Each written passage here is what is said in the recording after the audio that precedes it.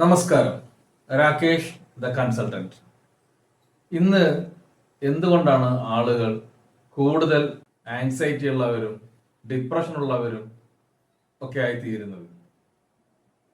ഏറ്റവും അടിസ്ഥാന കാരണം ഒരു ഫിനാൻഷ്യൽ കൺസൾട്ടന്റ് എന്ന രീതിയിൽ എനിക്ക് മനസ്സിലായിട്ടുള്ളത് വരുമാനമില്ലായ്ക അല്ലെങ്കിൽ കിട്ടുന്നത് തികയാത്ത ഒരു അവസ്ഥ എന്നുള്ളത് കൊണ്ടാണ്. എന്തുകൊണ്ടാണ് അങ്ങനെ സംഭവിക്കുന്നത്? തീർച്ചയായും നിരവധി ഓട്ടയുള്ള ഒരു ബക്കറ്റിലേക്ക് വെള്ളം ഒഴിച്ചു കൊണ്ടിരുന്നാൽ സംഭവിക്കും, ആ ബക്കറ്റ് ഒരിക്കലും നിറയുകയില്ല. ഇതുപോലത്തെ ഒരവസ്ഥയാണ് ഇന്ന് സാധാരണക്കാരായിട്ടുള്ള ഒരു ജനങ്ങളുടെ അവസ്ഥ. കാരണം നമ്മുടെ ടൈമിന് പകരം മണി വാങ്ങിച്ചിട്ട് ആണ് നമ്മളോട് വർക്ക് ചെയ്യുന്നത്. പക്ഷേ നമ്മുടെ സമയം കൊടുത്ത് നമ്മൾ അതിന് പകരം പണം വാങ്ങിക്കുമ്പോൾ നമ്മുടെ മിനിമം 8 hours ഇതിലേക്ക് പോകുന്നു. പക്ഷെ വരുന്നതോ ഒരൊറ്റ ഇൻകം മാത്രമേ വരുന്നുള്ളൂ. അത് ഇവിടെ വരുമ്പോഴേക്കും എന്താണ്, വരുന്നത് മാത്രമേ അറിയുകയുള്ളൂ, പോകുന്ന വഴികൾ നമുക്ക് അറിയുകയില്ല. ഇൻകം ക്രെഡിറ്റ് ആയ ഒരു മെസ്സേജ് വരും, അതിനോടൊപ്പം തന്നെ ഡെബിറ്റ് ആയ മെസ്സേജും വരും എന്നുള്ളതാണ് ഒരുവിധം എംപ്ലോയീസിന്റെ ഒക്കെ അവസ്ഥ. ഇത് മറികടക്കാൻ ഈ ചിലവ് എന്നുള്ളത് ഒരിക്കൽ പോലും നമ്മുടെ കയ്യിലല്ല. ഇൻഫ്ലേഷൻ എന്ന് പറയുന്നതും ഒരിക്കലും നമ്മുടെ കയ്യിലല്ല. പക്ഷെ അതിനെ മറികടക്കാൻ ബുദ്ധിപൂർവമായിട്ട് എന്ത് ചെയ്യാൻ പറ്റും? ഈ വരുന്ന ഇൻകത്തിന്റെ എണ്ണം നമുക്ക് കൂട്ടി എടുക്കാൻ പറ്റും. ഒരേ ബക്കറ്റിലേക്ക് നിരവധി പൈപ്പിൽ നിന്നും വെള്ളം വന്നുകൊണ്ടേ ഇരിക്കുകയാണെന്നുണ്ടെങ്കിൽ ഈ ബക്കറ്റിന് ഓട്ടയുണ്ടെങ്കിൽ പോലും എന്താണ്, അത് നിറഞ്ഞു കഴിയുന്ന ഒരവസ്ഥ ഉണ്ടാക്കിയെടുക്കാൻ കഴിയും. ഇത് എങ്ങനെ സാധ്യമാകും എന്നുള്ളതാണ് നമുക്ക് നോക്കാൻ ഉള്ളത്. നമ്മളെ പറഞ്ഞു പഠിപ്പിച്ചിരിക്കുന്നത് എന്താണ്? ചെറുപ്പം തൊട്ടേ നമ്മളെ പറഞ്ഞു പഠിപ്പിക്കുന്നത് എന്താണ്? നന്നായി പഠിക്കുക, സ്റ്റഡി വെൽ. നന്നായി പഠിക്കുക, നന്നായി പഠിച്ചു കഴിഞ്ഞാൽ നിനക്ക് എന്ത് കിട്ടും? നല്ലൊരു ജോബ് ലഭിക്കും. ഈ ജോബില് നമ്മളെ കുരുക്കി കിടത്തിയിരിക്കുകയാണ് സത്യം പറഞ്ഞാൽ. നമ്മുടെ സമയവും നമ്മുടെ ജീവിതവും ഈ ജോബ് എന്ന കുറ്റിയിൽ കെട്ടി വട്ടം തിരിഞ്ഞുകൊണ്ടേയിരിക്കുകയാണ്. ഇതിൽ നിന്ന് കിട്ടുന്ന ഇൻകം നമുക്ക് മതി വരാതെ വരുന്ന ഒരവസ്ഥയിൽ മാത്രമാണ് ആളുകൾ മറ്റൊരു മേഖലയിലേക്ക് പോകുന്നത്. അതായത് ഒരു എക്സ്ട്രാ ഇൻകം കിട്ടുന്ന എന്തെങ്കിലും ഉണ്ടോ എന്ന് നോക്കും. അത് ഓക്കെ ആയി കഴിഞ്ഞാൽ പിന്നെ തോന്നും, അല്ല, ഒരു ബിസിനസ് ആയിട്ട് ഇതിനെ ഡെവലപ്പ് ചെയ്യാൻ പറ്റുമോ എന്നാണ് പിന്നെ അടുത്ത് നോക്കുക. ഇത് പോരാ എന്ന് വരുമ്പോ ഈ ജോലിയും പോരാ, ഈ എക്സ്ട്രാ ഇൻകം ആയിട്ട് കിട്ടുന്നതും പോരാ എന്ന് പറയുമ്പോൾ എന്നാൽ കുറച്ചുകൂടി സീരിയസ് ആയിട്ട് ഒരു ബിസിനസ് തുടങ്ങിക്കളയാം എന്ന് കരുതും. അങ്ങനെയാണ് അവരൊരു ബിസിനസ്സിലേക്ക് വരുന്നത്. ഇനി ഒരു ജോബ് മൈൻഡ് സെറ്റിൽ തന്നെ നിൽക്കുന്ന ഒരാളാണെന്നുണ്ടെങ്കിൽ എന്ത് സംഭവിക്കാം? അവൻ ആലോചിക്കുന്നത് ഈ ജോബിന്റെ കൂടെ ഇനി ഒരു പ്രൊമോഷൻ എപ്പോ ലഭിക്കും, അല്ലെങ്കിൽ ഒരു കരിയർ ഗ്രോത്ത് എപ്പോ സംഭവിക്കും എന്നുള്ളതാണ് ഇവൻ കാത്തുകൊണ്ടിരിക്കുന്നത്. ഈ ഏത് വിഭാഗത്തിലുള്ള ആളുകളാണെങ്കിലും ഇന്ന് എത്ര രൂപ കിട്ടിയാലും നമ്മുടെ ലൈഫ് എക്സ്പെൻഡിച്ചർ വർദ്ധിച്ചുകൊണ്ടേയിരിക്കുകയാണ്. അതുകൊണ്ട് തന്നെ എക്സ്ട്രാ ഇൻകം നമ്മൾ നേടിയെടുക്കേണ്ടത് ഒരു അത്യാവശ്യവുമാണ്. ആളുകൾക്ക് ഇന്ന് നേരിടുന്ന പ്രധാന പ്രശ്നം, ആളുകൾക്ക് അറിവില്ലാത്തതോ ഒരു വിഷയത്തെക്കുറിച്ച് എക്സ്പീരിയൻസ് ഇല്ലാത്തതോ അല്ല, അത് മോണിറ്റൈസ് ചെയ്യാനും നമ്മുടെ ഉള്ളിൽ തന്നെയുള്ള സെല്ലിംഗ് പവർ കണ്ടെത്താനും കഴിയാത്തതാണ് പ്രശ്നം. സ്വാഭാവികമായിട്ടും ഇന്നൊരു ഓപ്പർച്യൂണിറ്റി അന്വേഷിച്ച് നടക്കുന്ന ഒരാളെ സംബന്ധിച്ച് പെട്ടെന്ന് കിട്ടാവുന്ന മാർക്കറ്റിൽ ലഭ്യമായിട്ടുള്ള ഒരു കാര്യമാണ് എന്തെങ്കിലുമൊക്കെ ഒരു മാർക്കറ്റിംഗ് കമ്പനികളിൽ ജോയിൻ ചെയ്യും. ഈ ചെന്നുപെടുന്ന പാവങ്ങൾ സ്വാഭാവികമായും എന്തെങ്കിലുമൊക്കെ ഇത്തരത്തിലുള്ള പോൺസി സ്കീമുകളാവാം ചിലപ്പോ, അല്ലെങ്കിൽ ഒരു 1 by 1 A B C D ഇങ്ങനെ പറഞ്ഞിട്ടുള്ള പ്ലാനുകളും ഒക്കെ ആയിരിക്കും മോഹന വാഗ്ദാനങ്ങൾ കൊടുത്ത് പലരും ചെന്നുപെടുന്ന സ്കീമുകൾ പലതും ഇതാണ്. ഇതിന്റെ സത്യാവസ്ഥ അറിഞ്ഞുകൊണ്ടോ അല്ലെങ്കിൽ അതിന്റെ ഓപ്പർച്യൂണിറ്റി ചിലപ്പോൾ ശരിയായിരിക്കാം, പക്ഷെ അവർക്ക് അവിടെ അതിന് വേണ്ടുന്ന ഗൈഡൻസോ എന്തെങ്കിലും ഒക്കെ കിട്ടുന്നുണ്ടോ എന്നുള്ളത് ഓരോ വ്യക്തിക്കും അത് എത്രത്തോളം മനസ്സിലാക്കാൻ കഴിയുന്നു, ആ പ്രോഡക്റ്റിനും ആ പ്ലാനിലും അവർ എത്ര വിശ്വസിക്കുന്നുണ്ട് എന്നുള്ളതിനനുസരിച്ചിട്ടായിരിക്കും അവർക്കുണ്ടാവുന്ന വിജയം. അങ്ങനെ ഒരു എക്സ്ട്രാ ഇൻകം വേണം എന്ന് കരുതിയിട്ട് ഒരു ബിസിനസ് സ്റ്റാർട്ട് ചെയ്യുക എന്ന് വിചാരിച്ചിട്ടായിരിക്കും എന്തെങ്കിലുമൊക്കെ ചെയ്യാം എന്ന് കരുതി വല്ല കമ്പനികളിലും ഒക്കെ ജോയിൻ ചെയ്യും. പക്ഷെ ഒരിക്കൽ പോലും നമുക്ക് ഒരു ബിസിനസ്സാണ് ഞാൻ ചെയ്യുന്നതെന്നോ അല്ലെങ്കിൽ ഇതിന്റെ പൊട്ടൻഷ്യൽ എന്താണ് എന്നോ മനസ്സിലാക്കിയിട്ടല്ല പലപ്പോഴും പല ആളുകളും ചെയ്യുന്നത്. പെട്ടെന്ന് പല കാര്യങ്ങളും ചെയ്യുന്നു, പെട്ടെന്ന് പണം ലഭിക്കണം എന്ന രീതിയിലാണ് ചെയ്യുക. അപ്പൊ നമുക്ക് എന്താണ് ശരിക്കും എക്സ്ട്രാ ഇൻകത്തിനോ അല്ലെങ്കിൽ പുതിയൊരു കരിയറിനോ പുതിയൊരു ലൈഫിനോ ചെയ്യാൻ പറ്റുന്ന രീതിയിലുള്ള നല്ലൊരു ബിസിനസ് മേഖല എന്താണ് എന്ന് നോക്കാം. അപ്പോൾ നമുക്ക് ആദ്യം നോക്കേണ്ടി വരിക എന്താണ് ബിസിനസ് എന്ന് നോക്കേണ്ടി വരും. ഒരു മാർക്കറ്റിലെ നിലവിലുള്ള ഒരു പ്രോബ്ലം, ആ പ്രോബ്ലത്തിന്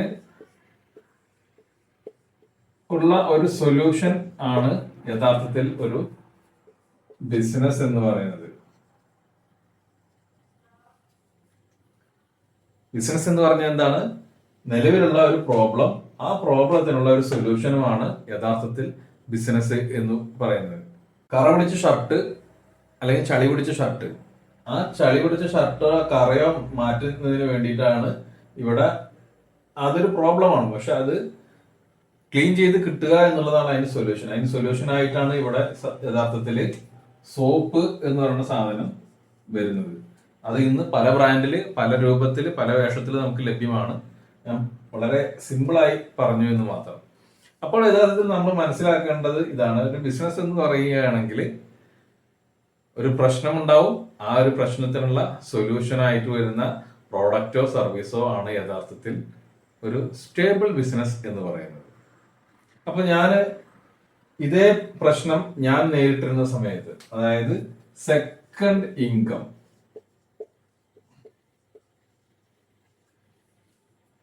ഇതിന് വേണ്ടിയിട്ട് ഈ സെക്കൻഡ് ഇൻകം ക്രിയേറ്റ് ചെയ്യാൻ വേണ്ടി എന്ത് ചെയ്യും എന്ന് ഞാൻ അന്വേഷിച്ചുകൊണ്ടിരിക്കുന്ന ഒരു സമയം ഉണ്ടായിരുന്നു. കാരണം ഞാനത് അന്വേഷിക്കേണ്ടി വന്നത് എന്തുകൊണ്ടെന്ന് വെച്ചാൽ, കഴിഞ്ഞ കൊറോണ കാലഘട്ടത്തിൽ ഞാൻ മുൻപുള്ള വീഡിയോസിൽ ഞാൻ പറഞ്ഞിട്ടുണ്ടായിരുന്നു, ഞാൻ ചെയ്തുകൊണ്ടിരുന്നത് ഗ്രാഫിക് ഡിസൈനിങ്ങും ഫോട്ടോഗ്രാഫി ഒക്കെ ആയിരുന്നു. ഞാനൊരു പ്രൊഫഷണൽ വെഡിങ് ഫോട്ടോഗ്രാഫറാണ്.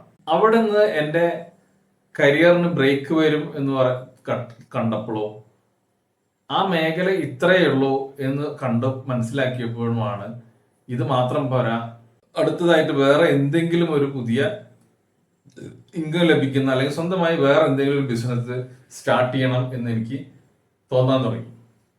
അങ്ങനെ സ്വന്തമായി വേറെ എന്തെങ്കിലും ബിസിനസ് സ്റ്റാർട്ട് ചെയ്യണമെന്ന് ആലോചിച്ച് ഇങ്ങനെ സെർച്ച് ചെയ്തുകൊണ്ടിരിക്കുമ്പോഴാണ് പല പല ഓപ്പർച്യൂണിറ്റികൾ, ഞാൻ നേരത്തെ പറഞ്ഞ പോലത്തെ ABC ഒക്കെ ഉള്ള ഒരുപാട് ഓപ്പർച്യൂണിറ്റികൾ നമ്മളിലേക്ക് വന്നു. ഞാൻ അതിലൂടെ എല്ലാം കടന്നുപോയി. പല പല കമ്പനികൾ, പല പല ഭാഷകൾ, പല പല ദേശങ്ങളായിട്ട്. അവസാനം എനിക്ക് മനസ്സിലായി ഇതൊന്നുമല്ല, ഇത് നമ്മുടെ ആഗ്രഹത്തിനെ അല്ലെങ്കിൽ നമ്മുടെ മോഹങ്ങളെ, സ്വപ്നങ്ങളെ മാത്രമാണ് അവിടെ ചൂഷണം ചെയ്യുന്നത്. അതിന് വേണ്ടിയിട്ട് നമ്മൾ എവിടെന്നോ ഉണ്ടാക്കിയ പണം കൊടുത്ത് നമ്മൾ ഒരു ഐഡിയ എടുക്കുന്നു. ഈ ഐഡിയയുടെ ഒപ്പം നമുക്ക് ഒരു BV തരുന്നുണ്ട്. പക്ഷെ നമ്മൾ എത്ര വർക്ക് ചെയ്യുകയാണെങ്കിലും ഈ BV മാച്ചിങ് നടക്കുന്നത് എത്ര രൂപയുടെ ബിസിനസ് ആണോ, ഇവിടെ ഇപ്പൊ ഞാൻ ഒരു CRന്റെ ബിസിനസ് ഇവിടെ ചെയ്തു, ഇവിടെ ഇപ്പൊ ഒരു 10,000 രൂപയുടെ ബിസിനസ് ഞാൻ ചെയ്തിട്ടുള്ളൂ എന്ന് കരുതുക. പക്ഷെ ഈ BV മാച്ചിങ്ങിൽ വരുമ്പോൾ നമ്മൾ നടത്തിയ ഈ അധ്വാനത്തിന് വെറും 10,000 രൂപയുടെ BV മാച്ചിങ് മാത്രമേ എടുക്കുള്ളൂ. ഇത്തരത്തിലുള്ള കുറെ പ്രശ്നങ്ങൾ അനുഭവിച്ചപ്പോഴാണ് ഇത് ശരിയാവില്ല, നമുക്ക് ആളുകളെ സഹായിക്കുകയും വേണം, അതോടൊപ്പം തന്നെ നമ്മളും ഡെവലപ്പ് ചെയ്യണം എന്ന രീതിയിൽ എന്തെങ്കിലും കണ്ടുപിടിക്കണം. ഞാൻ ഡെവലപ്പ് ചെയ്യും വേണം, അതിനനുസരിച്ചായിട്ട് തന്നെ കൂടെ വരാൻ തയ്യാറായിട്ടുള്ള ആളുകളെ ഡെവലപ്പ് ചെയ്യാൻ കൂടി പറ്റുന്ന മേഖലയായിരിക്കണം ഒരു ഇത് വേണ്ടത് എന്ന് വിചാരിച്ച് ഞാൻ അന്വേഷിച്ചു കൊണ്ടിരിക്കുമ്പോഴാണ് ഫിനാൻഷ്യൽ കൺസൾട്ടിങ് അല്ലെങ്കിൽ ഞാനതിന് ഫിനാൻഷ്യൽ കൺസൾട്ടിങ് എന്ന് വിളിക്കുന്നു. കാരണം ഒരു മനുഷ്യന്റെ ബേസിക്കലി അവന് എന്തൊക്കെ പ്രശ്നങ്ങളുണ്ടോ അതിൻ്റെ ഒക്കെ ആദ്യം തൊട്ട് അവസാനം വരെ കേട്ടിട്ട് നമ്മളൊരു സൊല്യൂഷൻ കൊടുക്കേണ്ടതാണ്. അതുകൊണ്ടാണ് ഞാനതിനെ ഫിനാൻഷ്യൽ കൺസൾട്ടിങ് എന്ന് വിളിക്കുന്നത്. കാരണം നമ്മൾ ഒരു സജഷൻ ചോദിക്കുന്ന ആളുടെ ലൈഫിലെ അവരുടെ സ്വപ്നങ്ങൾക്ക് ഒക്കെ വലിയ മാറ്റങ്ങൾ കൊണ്ടുവരാൻ നമ്മുടെ ചെറിയ വാക്കുകൾക്ക് കഴിയും. അങ്ങനെയാണ് ഞാൻ ഫിനാൻഷ്യൽ കൺസൾട്ടിങ് അല്ലെങ്കിൽ ഒരു ഫിനാൻഷ്യൽ അഡ്വൈസർ എന്ന മേഖലയിലേക്ക് എത്തിച്ചേർന്നത്. ഫിനാൻഷ്യൽ അഡ്വൈസറായിട്ട് വർക്ക് ചെയ്യുമ്പോൾ ഞാൻ കണ്ടെത്തിയ അല്ലെങ്കിൽ എനിക്ക് തോന്നിയ ഏറ്റവും മികച്ച കുറച്ച് കാര്യങ്ങൾ ഞാൻ പറയാം. നമ്മുടെ ലക്ഷ്യം എന്ന് പറയുന്നത് രണ്ടാമതൊരു ഇൻകം അല്ലെങ്കിൽ ന്യൂ ഇൻകം സ്ട്രീം ഇതായിരുന്നു. അതിനു വേണ്ടിയിട്ടാണ് ഞാൻ ഫിനാൻഷ്യൽ അഡ്വൈസിങ് ആരംഭിച്ചത് തന്നെ. ഇവിടെ ഞാൻ കണ്ടെത്തിയതല്ല, എനിക്ക് മനസ്സിലായതും ഞാൻ വണ്ടടിച്ചതുമായിട്ടുള്ള ഒരു കാര്യം എന്താ വെച്ച് കഴിഞ്ഞാല്, ഒരു വ്യക്തി എ എന്ന ഒരു വ്യക്തി നമ്മളിൽ നിന്നൊരു ഫിനാൻഷ്യൽ പ്രോഡക്റ്റ് വാങ്ങിക്കുന്നുണ്ട്. അത് വെറും കോൺസെപ്റ്റാണ്. അത് കാണാൻ കഴിയില്ല, തൊട്ട് നോക്കാൻ കഴിയില്ല, രുചിച്ചു നോക്കാൻ കഴിയില്ല. പക്ഷെ ഇവിടെ അട്ടർലി നമ്മളെ ട്രസ്റ്റ് ചെയ്തിട്ട് ഞാൻ സംസാരിച്ച അല്ലെങ്കിൽ എൻ്റെ ക്ലയന്റ് ആയിട്ടുള്ള അല്ലെങ്കിൽ എൻ്റെ കസ്റ്റമർ ആയിട്ടുള്ള വ്യക്തി പൂർണ്ണമായി എന്നെ വിശ്വസിച്ചിട്ടാണ് ഇവിടെ സാമ്പത്തികമായ ഇടപാടുകൾ, അവർക്ക് വേണ്ട സ്കീമുകളാണ് എങ്കിൽ പോലും നമ്മളെ വിശ്വസിച്ചിട്ടാണ്, ഈ ട്രസ്റ്റിലൂടെയാണ് ഈ പ്രോഡക്റ്റ് ഇവർ ബൈ ചെയ്യുന്നത്. ഈ പ്രോഡക്റ്റ് എന്താണോ അതിന്റെ മെച്യൂരിറ്റി സമയത്ത് ഇവർ ഉദ്ദേശിച്ച ഫിനാൻഷ്യൽ ഗോളിലേക്ക് അല്ലെങ്കിൽ അവർ എത്ര രൂപയാണോ അല്ലെങ്കിൽ എന്ത് പരിപാടിക്ക് വേണ്ടിയിട്ടാണോ ഈ ഒരു സ്കീം ചെയ്തത് അത് അവർക്ക് തിരിച്ചു കിട്ടുന്നു. ഒന്ന് ഇതവിടെ നിൽക്കട്ടെ. രണ്ടാമത്, എത്രയൊക്കെ പറഞ്ഞാലും നമ്മളൊരു സെയിൽസ് പേഴ്സൺ ആയിട്ട് മാത്രമാണ് ആളുകൾ കാണുക. അങ്ങനെ ഇരിക്കെ നമുക്ക് ഫിനാൻഷ്യൽ പ്രോഡക്റ്റ് അല്ലാത്ത എന്ത് പ്രോഡക്റ്റ് ആണെങ്കിലും, ഇപ്പൊ ഒരു എക്സാമ്പിൾ ഒരു 50 രൂപ വരുന്ന സോപ്പ് തന്നെ എടുക്കാം. ഈ 50 രൂപയുടെ സോപ്പിന് മാർക്കറ്റിൽ നമ്മൾ വിൽക്കുന്ന ഹൈ ക്വാളിറ്റി പ്രോഡക്റ്റ് ആണ് സോപ്പ് എന്ന് പറഞ്ഞിട്ട് നമ്മൾ 50 രൂപയ്ക്ക് വിൽക്കുകയാണെന്നുണ്ടെങ്കിൽ ഇതിന്റെ എല്ലാ ഫീച്ചേഴ്സോടും കൂടിയിട്ട് മാക്സിമം 25 രൂപയ്ക്ക് ഈ പ്രോഡക്റ്റ് മാർക്കറ്റിൽ കിട്ടാനുണ്ടാവും. അല്ലെങ്കിൽ കുറച്ചുകൂടി കൂട്ടിയിടാം, ഒരു 35 രൂപയ്ക്ക് ഈ പ്രോഡക്റ്റ് മാർക്കറ്റിൽ, പബ്ലിക് മാർക്കറ്റിൽ, ഓപ്പൺ മാർക്കറ്റിൽ ലഭ്യമായിരുന്നു. അങ്ങനെ ഇരിക്കെ നമ്മുടെ കയ്യിൽ നിന്നും ഈ അധികം പണം തന്ന് എത്ര തവണ ഒരു കസ്റ്റമർ നമ്മുടെ കയ്യിൽ നിന്നും പ്രോഡക്റ്റ് വാങ്ങിക്കും? ഇങ്ങനെ വരുമ്പോഴാണ് യഥാർത്ഥത്തിൽ ഞാൻ മുൻപ് പറഞ്ഞ ട്രാപ്പ്, BV മാച്ചിങ് എന്ന ട്രാപ്പിലേക്ക് നമ്മൾ വീഴുക. എന്നാൽ ഫിനാൻഷ്യൽ കൺസൾട്ടിങ്ങിന്റെ ഭാഗമായിട്ട് വരികയാണെന്നുണ്ടെങ്കിലോ, ഒരു 10 വർഷത്തേക്ക് ഉള്ള ഒരു പ്രോഡക്റ്റ് അല്ലെങ്കിൽ ഒരു സ്കീം നമ്മൾ വിൽക്കുകയാണെന്നുണ്ടെങ്കിൽ എ എന്ന വ്യക്തി എൻ്റെ കയ്യിൽ നിന്ന് ആ പ്രോഡക്റ്റ് വാങ്ങിച്ചു. ഇത് കൺവിൻസ് ചെയ്യാൻ ഞാനിവിടെ ഒരു 1 hour എടുത്തു എന്ന് വെക്കാം. എന്നെ പരിചയമുള്ള വ്യക്തിയാണ്, ഞാൻ എന്താണ് ചെയ്യുന്നത് എന്നറിയാം, പരസ്പരം അങ്ങോട്ടും ഇങ്ങോട്ടും അറിയുന്ന വ്യക്തികളാണ്. ഇവർ എന്നോട് ആവശ്യപ്പെടുന്നു ഇങ്ങനെ ഒരു കാര്യമുണ്ട്, അതിന് എന്താ ചെയ്യേണ്ടത് ചോദിക്കുന്നു, പ്രൊഡക്റ്റിന്റെ പരിചയപ്പെടുത്തുന്നു. 1 മണിക്കൂറിന് ആണ് മൊത്തം നമുക്ക് അതിന് വേണ്ട ചെലവായ സമയം എന്ന് കരുതുക. അങ്ങനെയാണെന്നുണ്ടെങ്കിൽ ഫസ്റ്റ് സെയിൽ മുതൽ ആ സെയിൽ ക്ലോസ് ചെയ്തു പിന്നീട് അങ്ങോട്ടെല്ലാം റിന്യൂവൽ, ഇതാണ് ബിസിനസ് നടക്കുന്നത്. 10 വർഷത്തേക്ക് എടുത്ത ഒരാളെ സംബന്ധിച്ച് 120 മാസത്തില് 119 മാസവും നമുക്ക് റിന്യൂവൽ എന്നുള്ള ബിസിനസ് നടക്കുന്നുണ്ട്. അതായത് ഈ 10ാമത്തെ വർഷം അവസാനത്തെ മാസം നമ്മൾ ഈ സ്കീമിലെ പൈസ നമ്മൾ അടയ്ക്കേണ്ട, അവര് ഓട്ടോമാറ്റിക് മാച്ച് ഒക്കെ കൊടുത്ത് അവരുടെ അക്കൗണ്ടിൽ നിന്ന് കട്ട് ചെയ്യുന്ന രീതിയിൽ പോലും ആണെങ്കിൽ പോലും നമുക്ക് ഈ 119 മാസവും നമുക്ക് ഇൻകം ലഭിക്കുന്നുണ്ട്. 119 മാസമല്ല, 120 മാസം. ഇത്രയും ബ്യൂട്ടിഫുൾ ആയിട്ട് ഒരു പ്രോഡക്റ്റ് ഒരിക്കൽ വിറ്റത് വൺ ടൈം സെയിലാണ്. ഒരൊറ്റ പ്രാവശ്യം ചെയ്ത പണിക്ക് ഇത്രയും സമയം നമുക്ക് കമ്മീഷൻ ആയിട്ടോ അല്ലെങ്കിൽ ഇൻകം ലഭിച്ചുകൊണ്ടിരിക്കുകയാണ്. ഇതിന്റെ ബ്യൂട്ടി എനിക്ക് മനസ്സിലായപ്പോഴാണ് ഞാൻ ആ മേഖലയിൽ കുറച്ചും കൂടി സ്ട്രെങ്തൻ ആയിട്ട് ചെയ്യാൻ തീരുമാനിച്ചതും അങ്ങനെ ഒരു കൺസൾട്ടിങ് ആയി മാറിയത്. ഇതാണ് എൻ്റെ യാത്ര, എന്തുകൊണ്ട് ഇങ്ങനെ ആയി എന്നുള്ളത്. ഇനി ഇതിന്റെ ഈ സെയിം കാര്യത്തിന്റെ തന്നെ ഇൻകം പൊട്ടൻഷ്യൽ നമുക്കൊന്ന് നോക്കാം. ഇൻകം പൊട്ടൻഷ്യൽ എന്താണ് ഇതിന്റെ ഈ ഒരു സാധനത്തിന്റെ ഇൻകം പൊട്ടൻഷ്യല്? ഇതിപ്പോ ജൂൺ മാസമാണ്, അല്ല ജൂലൈ, ഓഗസ്റ്റ്, സെപ്റ്റംബർ, ഒക്ടോബർ. ഈ സ്കീമുകൾക്കെല്ലാം ഒരു നിശ്ചിത കമ്മീഷൻ റേറ്റ് ഉണ്ടാവും. അത് എല്ലാ ഫിനാൻഷ്യൽ പ്രോഡക്റ്റുകളും സെല് ചെയ്യുന്ന ആളുകളെ സംബന്ധിച്ച് അത് കൃത്യമായിട്ട് അറിയാം. ഞാനിവിടെ വെറും ഒരു 10% കമ്മീഷൻ ആണ് കാണിക്കുന്നത്. ജൂലൈ മാസത്തില് ഞാനൊരു 1 ലക്ഷം രൂപയുടെ ബിസിനസ് ചെയ്തു എന്ന് കരുതുക.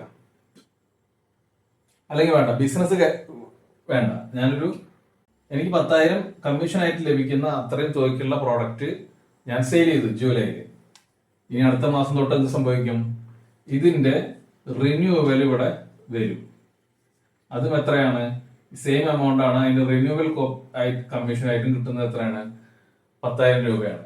സെയിം ഓഗസ്റ്റിൽ ഞാൻ വീണ്ടും ഒരു ഫ്രഷ് ബിസിനസ്, ഇതേ തുകയ്ക്കുള്ള ഒരു ഫ്രഷ് ബിസിനസ് ഞാൻ ചെയ്തു എന്ന് കരുതുക. അങ്ങനെയെങ്കിൽ വീണ്ടും ഒരു 10,000 രൂപ എനിക്ക് ആ മാസത്തിൽ ക്രെഡിറ്റ് ആവുന്നുണ്ട്.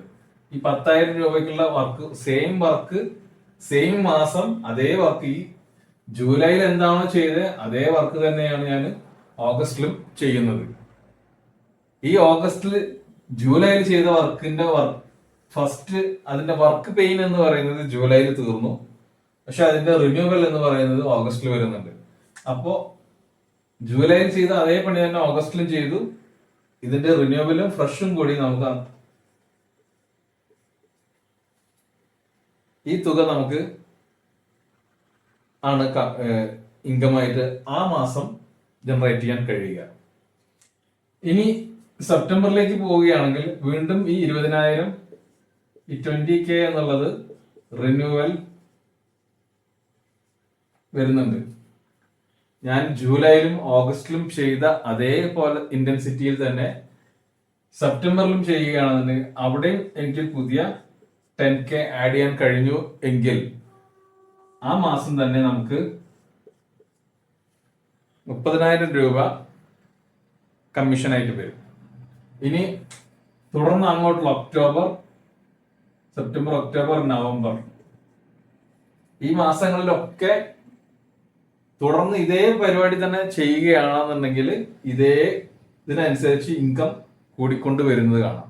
ഇനി എന്തെങ്കിലും കാരണവശാൽ നമുക്ക് ഇത് ചെയ്യാൻ കഴിഞ്ഞില്ല എങ്കിൽ പോലും ഈ ഒക്ടോബർ മാസത്തിൽ ഈ തുക റിന്യൂവൽ വരുന്നുണ്ട്.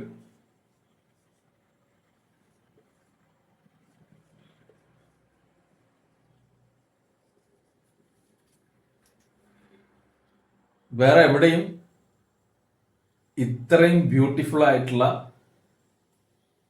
ഇങ്ങനെ നമുക്ക് ഇൻകം ലഭിക്കാവുന്ന രീതിയിലുള്ള ഒരു സിസ്റ്റം ഞാൻ കണ്ടില്ല. അതിനോടൊപ്പം തന്നെ ഇതെന്താണ്, ഒരു ഇൻക്രിമെന്റൽ ഇൻകം കൂടിയാണ്. നമ്മൾ എഫേർട്ട് ഇടുന്നതിനനുസരിച്ച് നമ്മുടെ ഇൻകം കൂടി കൂടി വരാനുള്ള സാധ്യത ഇവിടെയുണ്ട്. ഇതുകൊണ്ട് ഒക്കെയാണ് ഞാനൊരു ഫിനാൻഷ്യൽ കൺസൾട്ടന്റായി മാറിയത്. അല്ലെങ്കിൽ ആളുകൾക്ക് പൊതുവായിട്ട് പറയുന്ന ഭാഷയിൽ പറയുകയാണെങ്കിൽ ഒരു ഫിനാൻഷ്യൽ അഡ്വൈസർ ആയി മാറിയത്.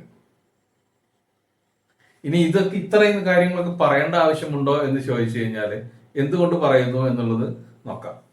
ഞാൻ നിങ്ങളോട് പറഞ്ഞു ഞാനൊരു വെഡിങ് ഫോട്ടോഗ്രാഫർ ആയിരുന്നു, ഗ്രാഫിക് ഡിസൈനിങ് വർക്കുകൾ ചെയ്തിരുന്ന ഒരാളായിരുന്നു, വീഡിയോ എഡിറ്റിംഗ് പോലുള്ള കാര്യങ്ങൾ ചെയ്ത ഒരാളായിരുന്നു. അതുകൊണ്ട് തന്നെ ഞാൻ തുടക്കത്തിൽ പറഞ്ഞതുപോലെ എനിക്ക് സ്കില്ലുണ്ട്. എൻ്റെ സ്കില്ല് ഡെവലപ്പറാണ്. ഇന്നത്തെ കാലഘട്ടത്തിനനുസരിച്ചിട്ടുള്ള സ്കില്ലുകൾ എനിക്കുണ്ട്. പക്ഷെ ഇൻകം എന്ന് പറയുന്നത് ടൈം ലിമിറ്റ് ഉണ്ട്. ടൈം ലിമിറ്റ്, അതായത് എനിക്ക് എത്ര ഒക്കെ ഇൻകം വേണമെങ്കിലും ഞാൻ കൊടുക്കുന്ന സമയത്തിനനുസരിച്ച് മാത്രമാണ് അവിടെ ഇൻകം ഉണ്ടാക്കാൻ കഴിയുകയുള്ളൂ. 8 മണിക്കൂറാണ് ഞാൻ ജോലി ചെയ്യുന്നതെങ്കിൽ 8 മണിക്കൂറിന് അനുസൃതമായിട്ടുള്ള ഇൻകം, 12 മണിക്കൂറാണ് ഞാൻ ജോലി ചെയ്യുന്നതെങ്കിൽ 12 മണിക്കൂറിന് അനുസൃതമായിട്ടുള്ള ഇൻകം. ഡിസൈനിങ്ങിന്റെ കാര്യമാണ് ഞാൻ പറഞ്ഞത്. ഫോട്ടോഗ്രാഫിയെ സംബന്ധിച്ച് അതിന്റെ ഒരു സ്കീം മൊത്തത്തിൽ വേറെയാണ്. പക്ഷെ ഞാനിത് പറയുന്നത് എന്തുകൊണ്ടാ വെച്ച് കഴിഞ്ഞാല്, ഞാൻ മുൻപ് പറഞ്ഞ അതിന്റെ ബാക്കിയാണ് ഇപ്പൊ പറയുന്ന കാര്യം. നമുക്ക് നമ്മുടെ പെർ അവർ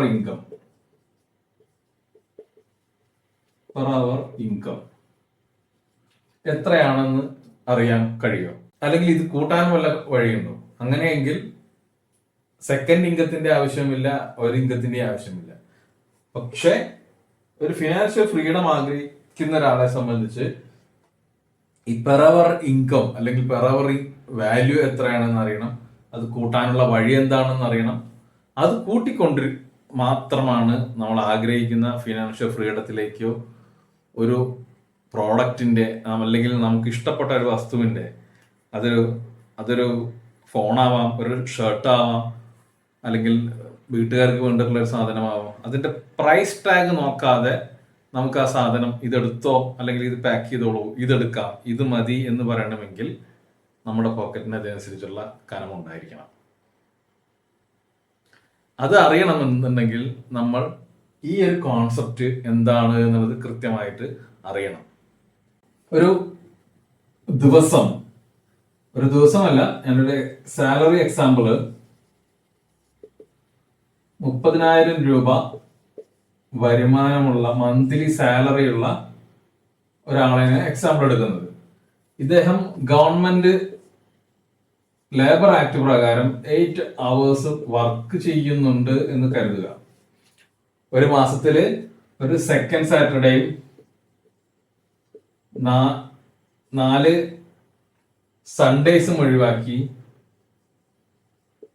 25 ദിവസം, ഏറ്റവും ചുരുങ്ങിയത് 25 ദിവസം അയാള് വർക്ക് ചെയ്യുന്നുണ്ട് എന്ന് കരുതുക. അങ്ങനെയെങ്കിൽ 25 × 8 200 മണിക്കൂറുകളാണ് ഇവരുടെ ഒരു മാസത്തിൽ വർക്ക് ചെയ്യുന്ന സമയം. ഈ 200 മണിക്കൂർ വർക്ക് ചെയ്തിട്ട് കിട്ടുന്ന സാലറി എന്ന് പറയുന്നത് 30,000 രൂപയാണ്. ഈ 30,000 രൂപയെ നമ്മൾ 200 കൊണ്ട് ഹരിക്കുകയാണെങ്കിൽ ഒരു മണിക്കൂറിന് കിട്ടുന്നത് 150 രൂപയാണ് പെർ അവർ. ഇനി ഇങ്ങനെ സാലറി കിട്ടുന്ന വ്യക്തികളാണ് സാലറി പോരാ, പണം പോരാ, അല്ലെങ്കിൽ കിട്ടുന്നത് തികയുന്നില്ല എന്ന അവസ്ഥയിൽ നിൽക്കുന്നത്. അപ്പോൾ എന്ത് ചെയ്യും? അവർ കൂടുതൽ എഫേർട്ട് ഇട്ട് എക്സ്ട്രാ വരുമാനത്തിന് വേണ്ടി എക്സ്ട്രാ ടൈം അല്ലെങ്കിൽ ഓവർ ടൈം വർക്ക് ചെയ്യാൻ തുടങ്ങും. Over time. പക്ഷെ അപ്പോഴും എന്താണ് അവിടെ സംഭവിക്കുന്നത്? നമ്മുടെ working time, working hours, time അവിടെ പിന്നെയും കൂടുകയാണ് ചെയ്യുന്നത്. നമ്മൾ വർക്ക് ചെയ്യുന്ന സമയം കൂടുന്നു. അതിനനുസരിച്ച് നേരിയ വ്യത്യാസം ഇൻകത്തിൽ ഉണ്ടാവുന്നുണ്ടെങ്കിൽ പോലും ടോട്ടൽ ടൈം നമ്മുടെ കയ്യിൽ നിന്ന് പോകുന്നു. എത്ര? 24 മണിക്കൂറിൽ 16-18 മണിക്കൂർ വരെയൊക്കെ ജോലി ചെയ്യാൻ തയ്യാറുള്ള ആളുകൾ ഉണ്ട്. എന്തിനു വേണ്ടിയിട്ട്? അവരാഗ്രഹിക്കുന്ന ഇൻകത്തിലേക്ക് എത്തിച്ചേരുന്നതിന് വേണ്ടിയിട്ട്. അവിടെയാണ് ഞാൻ നേരത്തെ കാണിച്ച ഇൻകം പൊട്ടൻഷ്യല് വ്യത്യസ്തമായി എനിക്ക് തോന്നിയത്. ഈ ഓപ്പർച്യൂണിറ്റി കൂടുതൽ ആളുകളിലേക്ക് എത്തിക്കേണ്ടതാണ് എന്ന് എനിക്ക് തോന്നി. അതുകൊണ്ടാണ് ഞാൻ ഈ ഓപ്പർച്യൂണിറ്റിയെ കുറിച്ച് കാര്യമായി സംസാരിച്ചത്. നിങ്ങളൊരു രണ്ടാമത് ഒരു ഇൻകം വേണം, അല്ലെങ്കിൽ ഇപ്പോൾ ലഭിക്കുന്നത് പോരാ, കുറച്ചും കൂടി നന്നായിട്ട് ജീവിതം, സമയവും ഫ്രീഡം ഒക്കെ ആസ്വദിക്കണമെന്ന് കരുതുന്ന വ്യക്തിയാണെങ്കിൽ നിങ്ങൾക്ക് ചൂസ് ചെയ്യാൻ പറ്റുന്ന നല്ലൊരു മേഖലയാണ് ഈ പറഞ്ഞ ഫിനാൻഷ്യൽ കൺസൾട്ടിങ്. അത് ശക്തമാവുന്ന എപ്പോഴാണ്? ഫിനാൻഷ്യൽ പ്രോഡക്റ്റ് പ്ലസ് നമ്മുടെ സ്കില്ല് പ്ലസ് നമ്മൾ പൂർണ്ണമായും ഡിജിറ്റൽ മെത്തേഡുകൾ കൂടി അപ്ലൈ ചെയ്യുമ്പോൾ നമുക്ക് നല്ല രീതിയിലുള്ള ഏർണിങ്സ് ഉണ്ടാക്കാൻ കഴിയും. ഇന്ന് ഇങ്ങനെ വരുന്ന ഒരു ഏജന്റായി വരുന്ന അല്ലെങ്കിൽ ഒരു ഡെവലപ്മെന്റ് ഓഫീസറായിട്ട് വരുന്ന ഏതൊരാളും നേരിടുന്ന വെല്ലുവിളി, അത് നിങ്ങളൊരു നെറ്റ്വർക്ക് മാർക്കറ്റർ ആണെങ്കിലും ഒരു ഫിനാൻഷ്യൽ അഡ്വൈസർ ആണെങ്കിലും ഒക്കെ കഥ സെയിം തന്നെയാണ്. വിസിബിലിറ്റി എന്നുള്ളത് വലിയൊരു പ്രശ്നമാണ്. അതൊക്കെ പോട്ടെ, ഞാനിപ്പോ ഇത് എന്തിനു പറയുന്നു എന്നുള്ളതാണ് പ്രധാനമായും. 1 മില്യൺ ആളുകളിലേക്ക് എത്തിച്ചേരുക, അവർക്കൊക്കെ ഒരു വരുമാനം ഉണ്ടാക്കി കൊടുക്കുക, അതോടൊപ്പം തന്നെ അവർക്ക് നല്ല വെൽത്ത് ക്രിയേഷനും ഉള്ള സഹായവും ചെയ്തു കൊടുക്കുക എന്നുള്ളതാണ് എൻ്റെ മിഷൻ. അതിനു വേണ്ടിയിട്ടാണ് ഞാൻ പ്രവർത്തിക്കുന്നത്. ആ ഒരു ലക്ഷ്യത്തിലേക്ക് എത്തിച്ചേരാൻ എനിക്ക് ഒരുപാട് ലീഡേഴ്സിനെ എനിക്ക് ആവശ്യമുണ്ട്. എൻ്റെ കൂടെ വരാൻ തയ്യാറായിട്ടുള്ള ആളുകൾക്ക് എനിക്കറിയാവുന്ന ആയിട്ടുള്ള എല്ലാ കാര്യങ്ങളും പഠിപ്പിച്ചു കൊടുക്കാനും അവരെ എന്നാൽ കഴിയുന്ന വിധത്തിൽ സഹായിക്കാനും ഒക്കെ ഞാൻ തയ്യാറാണ്. അതിനു വേണ്ടിയിട്ടാണ് ആ കാര്യം ആണ് ഞാൻ സൂചിപ്പിച്ചത്. എന്തുകൊണ്ട് ഡിജിറ്റലും കൂടി ആവേണ്ടി വരുന്നു? ഇന്ന് നിങ്ങളൊരു ഫിനാൻഷ്യൽ പ്രോഡക്റ്റ് സെല് ചെയ്യുന്ന ആളാവാം, അല്ലെങ്കിൽ ഒരു നെറ്റ്വർക്ക് ബിൽഡ് ചെയ്യുന്ന ഒരാളാവാം. എന്ത് തന്നെ ആണെങ്കിലും നേരിടുന്ന പ്രധാന വെല്ലുവിളി എന്ന് പറയുന്നത് സ്കില്ലില്ലായിട്ടല്ല, നോളജ് ഇല്ലായിട്ടല്ല, നമുക്ക്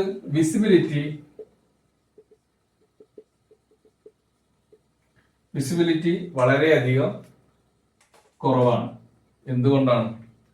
നമ്മൾ ഈ ഒരു മേഖലയിൽ, സെല്ലിംഗ് മേഖലയിൽ ഇന്നും ഉപയോഗിക്കുന്ന ടെക്നിക്കുകളൊക്കെ പരമ്പരാഗതമായ ടെക്നിക്കുകളാണ് ഉപയോഗിക്കുന്നത്.